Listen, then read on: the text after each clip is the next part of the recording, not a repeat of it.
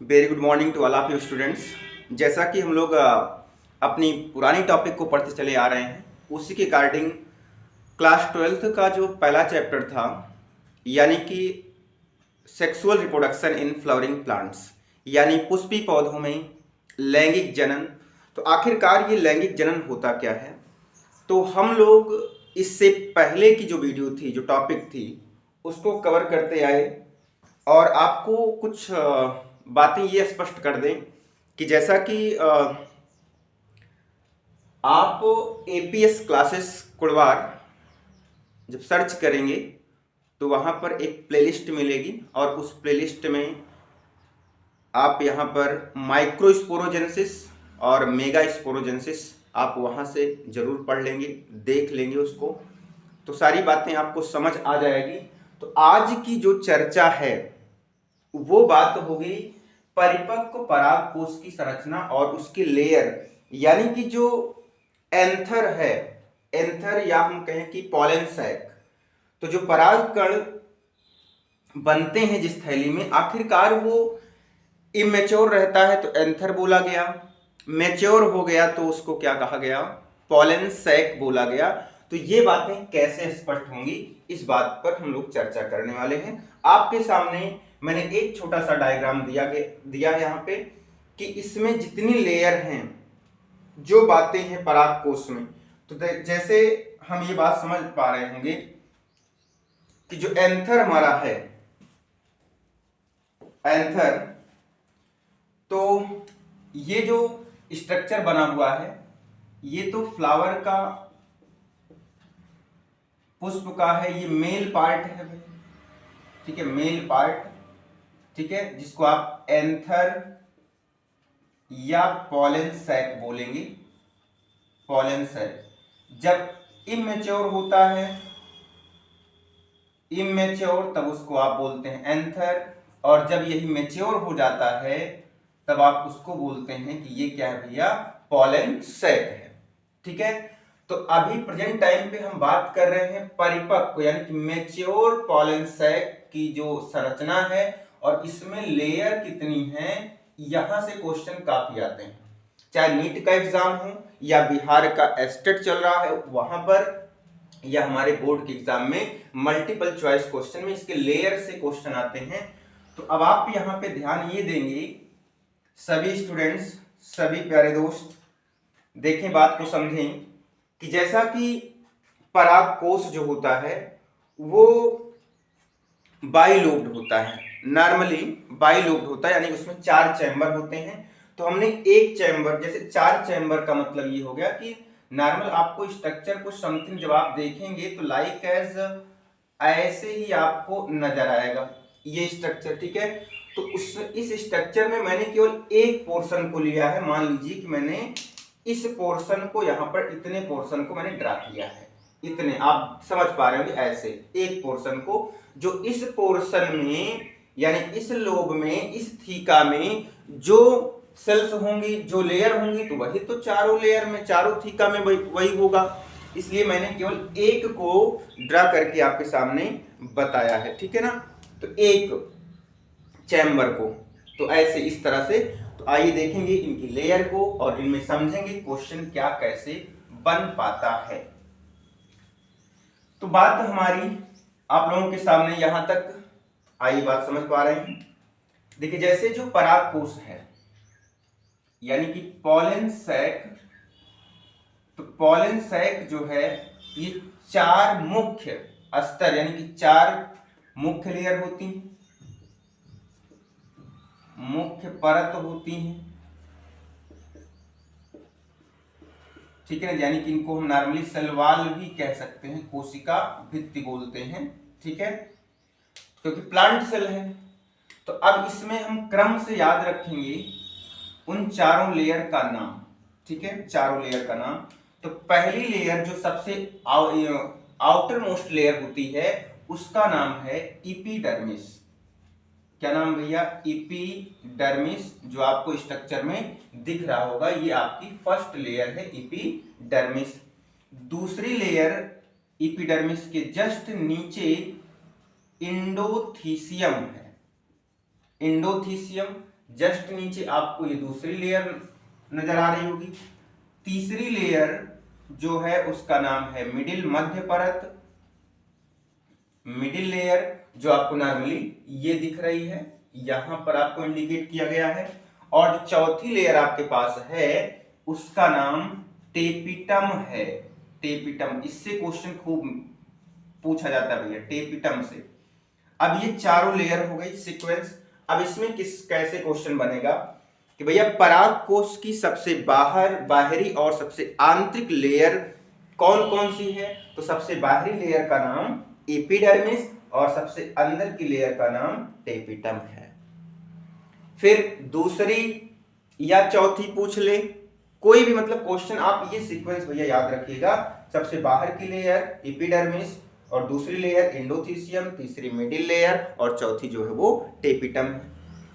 अब देखिए यहां पर स्ट्रक्चर को समझें आप। यहां पर देखिए जैसे बात आती है एपिडर्मिस की, तो एपिडर्मिस क्या होता है? पराग कोश की जो है सबसे बाहरी संरचना जो होती है, जिसमें यानी एपिडर्मिस में क्या होता है? एंटीक्लाइनल डिवीजन होता है, ठीक है ना। अपनत, इसको कहते हैं हम लोग अपनत विभाजन, ठीक है, अपनत विभाजन। तो जो एपिडर्मिस होती है, सबसे बाह्य लेयर जो होती है, इसमें अपनत विभाजन होता है।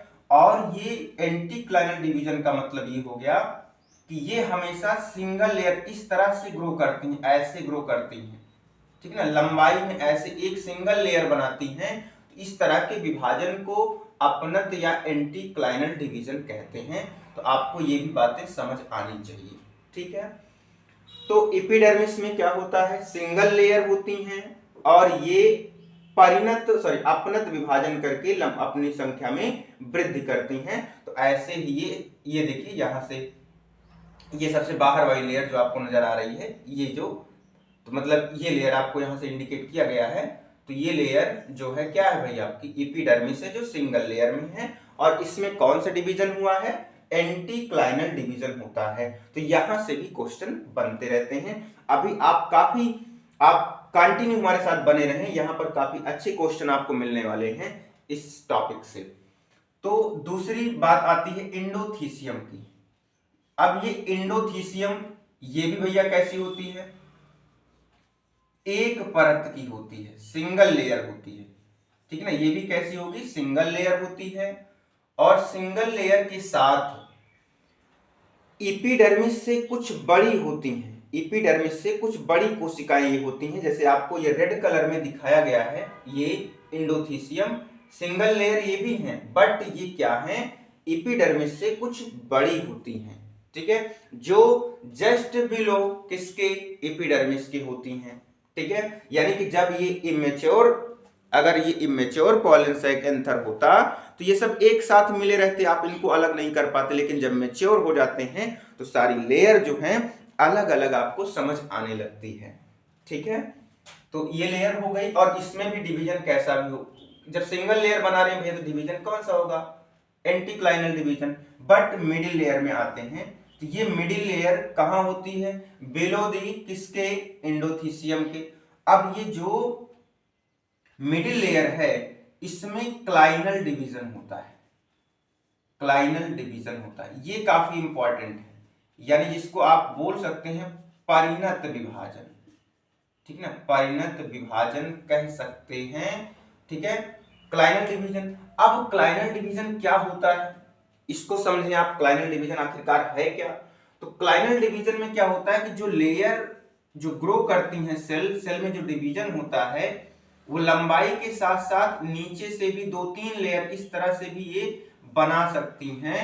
तो इस तरह के डिवीजन को पेरिक्लाइनल डिवीजन बोला जाता है, ठीक है ना, पेरिक्लाइनल डिवीजन बोला जाता है। किसको? मिडिल लेयर को। और ये नॉर्मली 3 से 5 परत की होती है। जैसे मैंने 3 बना दिया है, यहां पर मैंने 3 लेयर ड्रा किया है, ऐसे आप समझ पाएंगे। तो यानी कि ये लेयर जो ब्लैक से मैंने बनाया, ये लेयर आप ध्यान देंगे, इस लेयर को ये वाली लेयर जो है ब्लैक में, इसको आपने क्या कहा, मिडिल लेयर है, जो 3 से 5 लेयर की होती हैं और इसमें क्लाइनल डिवीजन होता है। तो ये क्वेश्चन बनेगा कि एंटी क्लाइनल डिवीजन किस लेयर में होता है और क्लाइनल डिवीजन किस लेयर में होता है, किसके, पॉलन सैक के, यानी कि पराग कोश के। ठीक है, तो यहां तक तो बातें कंफर्म हो गई। अब बात आती है सबसे अंदर की लेयर, जो स्पोरोजीनस सेल से ही वो डेवलप होती हैं और उसका नाम क्या है भैया, टेपिटम है। उसका नाम टेपिटम है। अब टेपिटम सबसे आंतरिक लेयर है, सबसे अंदर वाली लेयर है, जिसका मेन फंक्शन क्या होता है, ठीक है, जिसका मेन फंक्शन है जितने माइक्रोस्पोर मदर सेल हैं या स्पोरोजीनस सेल हैं उनको क्या करती हैं, ये न्यूट्रिशन प्रोवाइड करती हैं, पोषण प्रदान करती हैं। कौन करती है पोषण प्रदान, आइए देखते हैं। ठीक है, अब जो आपके पास चौथी लेयर है जिसका नाम क्या है, टेपिटम, ये कहां होती हैं, ये होती हैं microspore mother cell, mother cells से सटी हुई होती हैं। इससे क्या होती हैं, सटी हुई होती हैं, सटी हुई होती हैं।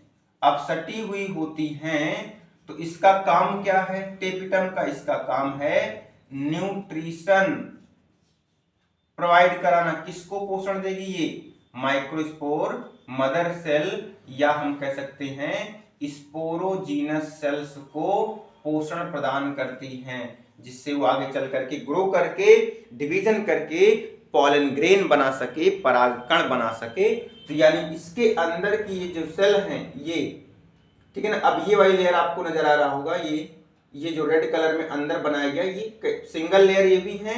और इसमें सबसे बड़ी बात है कि जो टेपिटम होता है, टेपिटम की जो सेल्स होती हैं, कोशिकाएं, उसमें मोर देन, ये काफी इंपॉर्टेंट, मोर देन 1 न्यूक्लियस, मतलब एक से अधिक केंद्रक हो सकते हैं। जैसे मैंने सब में एक एक केंद्रक दिखाया, लेकिन यहां पर देखिए मैंने 2 केंद्रक दिखा दिया है। भाई 2 भी हो सकता है, 3 भी हो सकता है न्यूक्लियस, किसमें, टेपिटम वाली सेल में, ठीक है ना। बाकी सब में तो सिंगल सिंगल होगा। अब लेयर की बातें हमें समझ आ गई कि लेयर कैसी थी, क्या था, ठीक है। अब इसके बाद के जो क्वेश्चन हमारे हैं, एक शब्द आता है स्टोमियम, ये वर्ड यूज हुआ है स्टोमियम। आखिरकार ये क्या होता है, स्टोमियम क्या है, यहां पर समझें। स्टोमियम, जैसे क्वेश्चन बनेगा, परागकोश जिस स्थान से फटता है उसे क्या कहते हैं, तो उसको क्या कहते हैं भैया, स्टोमियम कहते हैं।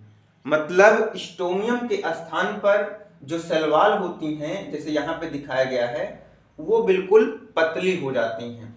जहां से स्फुटन की क्रिया शुरू होती है वहां पर क्या होता है, वहां पर जो सेलवाल है, कोशिका भित्ति है, वो कैसी हो जाती हैं, पतली हो जाती हैं, या हम कह सकते हैं थोड़ा सा सॉफ्ट हो जाती हैं, मुलायम हो जाती हैं। और उस स्थान को आप क्या कहते हैं, स्टोमियम कहते हैं। आपको ये सारी बातें बिल्कुल अच्छे से समझ आई होगी।